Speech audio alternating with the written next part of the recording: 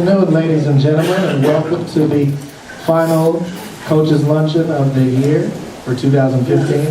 I'm Haptam Kaneta, Sports Information Director for Dillard University, and we will get started. Once again, we appreciate all of our guests for coming in this year and trying to start with something new, but so far so good. We're looking good, so we look to move forward. In January, we will get you the dates and get started as conference rolls along. Had a couple games that we'll talk about for sure.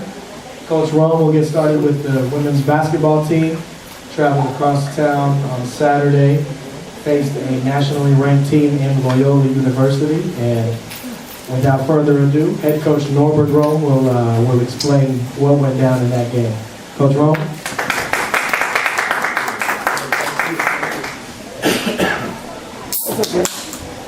Good afternoon. I want to thank everyone for coming out tonight. I appreciate that.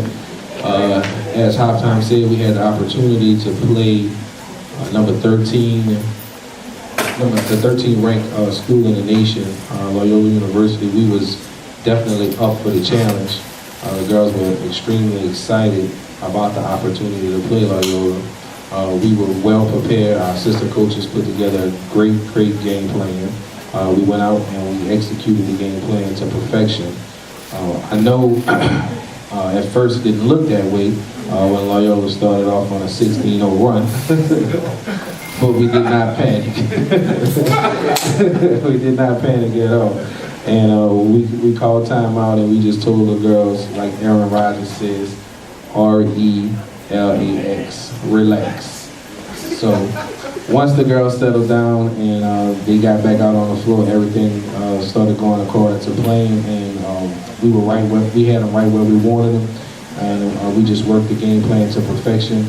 Again, the assistant coaches just did an extremely great job executing the game plan from a motivational standpoint, Coach Martin, as well as from a defensive standpoint with Coach Lowe. And I'm extremely proud of what they were able to do and how they helped the team come along. And I was extremely proud of the Rashida, Demasu, and Alina Evans. They did a great job. Rashida defensively on Loyola's best player, Brianna Oglesby, and Alina did a great job offensively, being able to carry us down the stretch. So without further ado, I'll open it up for questions. Did you have the injury? We had none. That was good. Yeah, we got out of there unscathed. So what did you see in film that made you so confident this time around that we would pick up another victory on the road? Well, a lot of times I think I'm my own worst critic, and I had the opportunity to watch us from afar when I didn't have the chance to coach us in the Shawnee State game. And so I had a chance to talk to a lot of different people, and they gave me a lot of different advice, and I listened to their advice, and it worked. And I think the team is in a very, very good place right now. And I really wouldn't be surprised if we could, run off several games, towards the GCAC conference title. I'm extremely excited to see what we can do now that we are all on the same page as a team and moving forward, and we definitely have the momentum going into conference. So, I'm always asking questions about the mental aspect. So when they went down 6-0, you had to do more than just sit relax. What was it that really, because it was definitely after that timeout, there was definitely a turnaround in the intensity and the execution. You want to know what I told them? I'm not necessarily what you told them.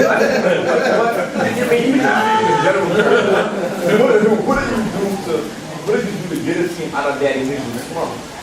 And the turn, because that was really a 180-degree turnaround from prior to the timeout to after. So what do you do to spark that? Well, I think it starts from day one, just having an opportunity to get to know each player. And so one of the things that I've been able to do this year is I've spent a lot of time with Coach Morgan in getting to learn each individual player. And so I know each individual player as a person, their personality, what makes them laugh, what they like, what they dislike. I know each person. And I made a joke in practice, and the girls were warming up, and I told them, I started telling them about each person and what they do and what they like, and they all started laughing. And so I've learned to be able to express what I'm thinking in a way that can get across to each individual player, but in its own way. Like I send them messages in their own way that they like it, the way they like it. And so it's just in the huddle. And to sum it up, to answer your question, basically what I told them in the huddle, I said, listen, I asked them, I said, is this a 2-minute game, a 3-minute game? And they said, no. I said, how many minutes do we play? They said 40. I said, so how many minutes have we played? And then they looked at the clock and they told me. I said, so didn't you agree to play 40 minutes? And then they said, yes. I said, so don't worry about what just happened. I said, we still have to play the rest of the game. I said, so just relax. I said, now, just continue to do what you do, trust what you do, and play your role, and do your job. And they said, okay. And then they went out and they did that. And then at halftime, what I told them, I reiterated that we're going to play 40 minutes. And then I told them, I said, wouldn't it be fun? I took the pressure off of them. I said, wouldn't it be fun if we could come back and win this game? And they said, yes, it would be. I said, and we could exchange pleasantries after the game and go home and enjoy and have a great weekend. They said, yes. And I said, well, it's no pressure. I said, we've already protected home court. I said, the pressure's on them. They have to win at home. I said, we'll come in and we're thankful for the opportunity to be able to play them. I said, they're the number 13 ranked team in the nation, and they have to beat us on their home court. I said, but I don't think they can. And I said, you just need to go out and do your best. And once you do your best, we don't let the chips fall where they may. And what we always talk about is the process. Just keep working on the process. Don't worry about the outcome. The outcome will take care of itself. Focus on the process. And so it was funny because when I walked in the locker room, they thought I was coming in to fuss at them. And then when I was calm, it made them relax. And once they went back out on the court, Chantrell Lumore, Alina Evans, and Rashida Demasu, they really just took over and they started leading.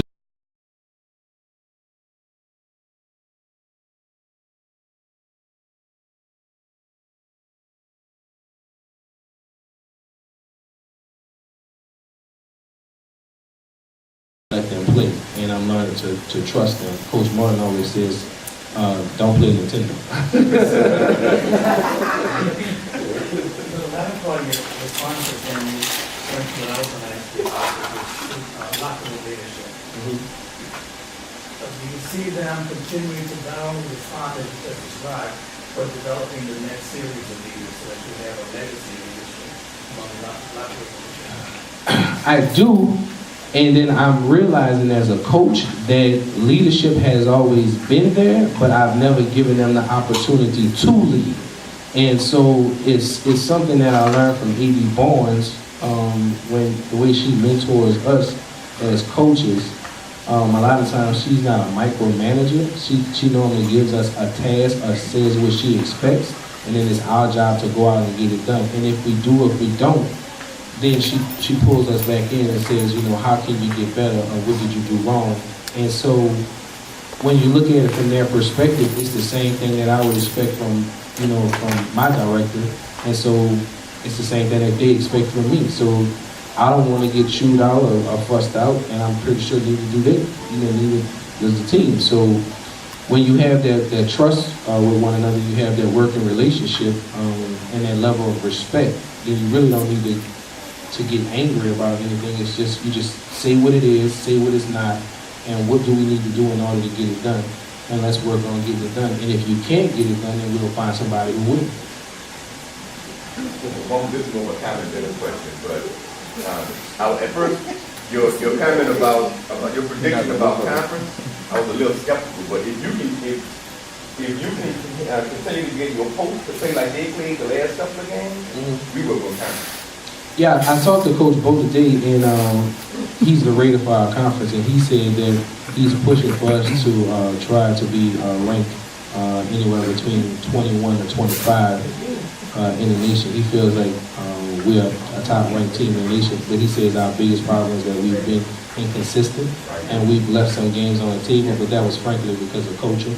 I just didn't do a good job of being able to lead the team, but I've learned from my mistakes, and so I think moving forward, where we are as a team, and with me playing my role and allowing other people to play their role, I think we'll be able to do well.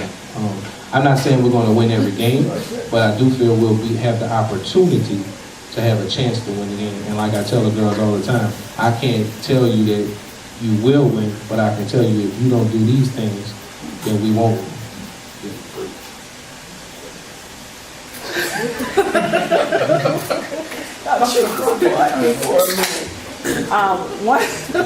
One comment that I I have. didn't realize until now how much your daughter looks like you.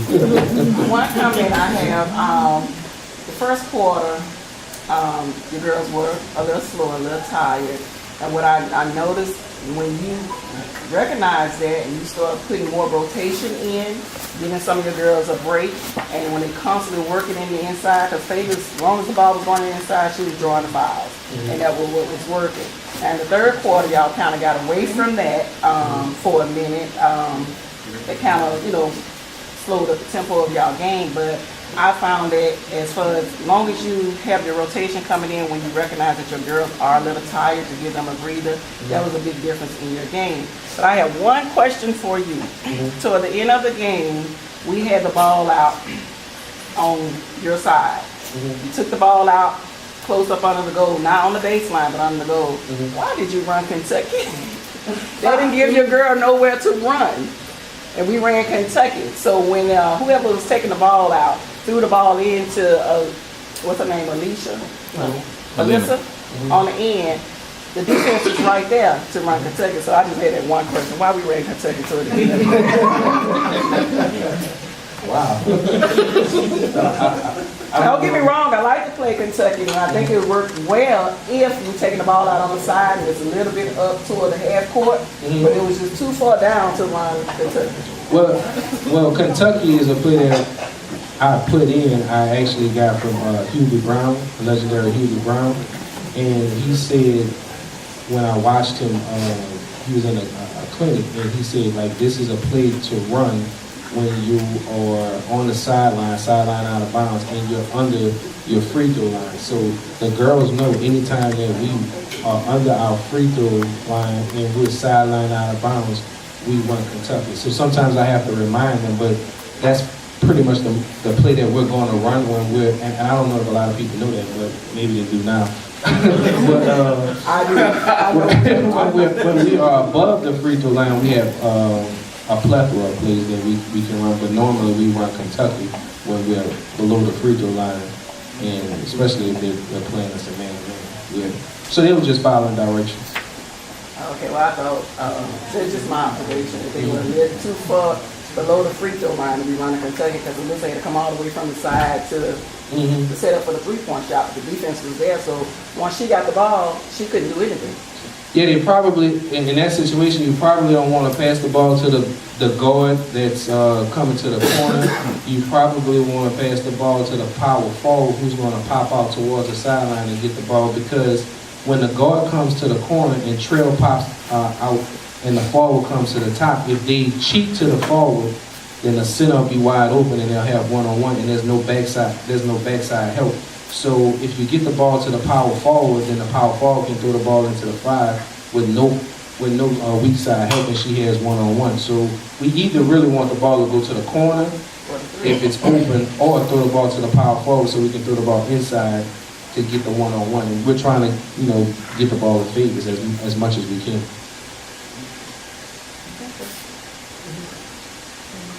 I had more of a comment. There was like three things that I noticed. One, there were times where it was kind of like the girls had a deer in headlights syndrome thing going on, where it would be the perfect opportunity to get the rebound. or to take possession of the ball. But everybody was just kind of standing there looking to see where the ball was going to go, instead of hustling after to get it. The other thing was, Let me ask you. okay. So in practice, what we do is they're taught to hit their opponent, find the ball, and then fetch the ball. So that's how I explain it. So when the ball goes up, everyone turns to put a butt on the thigh, and they hold it. They're taught to hold the block out for about 2 seconds, and then they find the basketball, and then they go after the basketball. So if sometimes you see the ball hit the floor, it's because that's what we practice. Because if you really are blocking your opponent out, and you do a really good job of blocking your opponent out, the ball should be able to hit the floor, and you can go and get the ball. Yeah. So we are teaching them to hold your block out to make sure we're not giving them offensive rebounds. Two of the biggest things that we preach